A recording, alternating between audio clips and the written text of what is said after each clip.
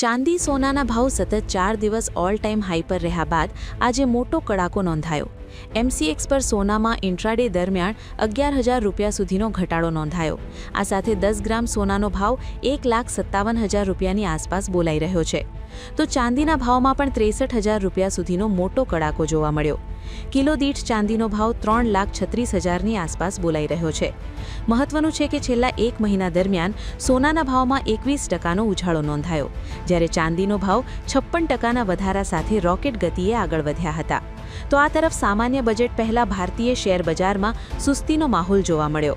Sensex 296 આંકના ઘટાડા સાથે 82,269ના સ્તરે બંધ રહ્યો, તો નિફ્ટી 98 આંકના ઘટાડા સાથે 25,320ના સ્તરે બંધ રહ્યો। મેટલ, આઈટી, પીએસસી શેરોમાં વેચવાલી રહી। રિયલ્ટી ફાર્મા ઇન્ડેક્સમાં ઉછાળો જોવા મળ્યો, તો ફોરેક્સ માર્કેટમાં પણ હલચલ રહી। ડોલર સામે રૂપિયો રેકોર્ડ નીચલા સ્તરે 91.98ના સ્તરે બંધ રહ્યો છે।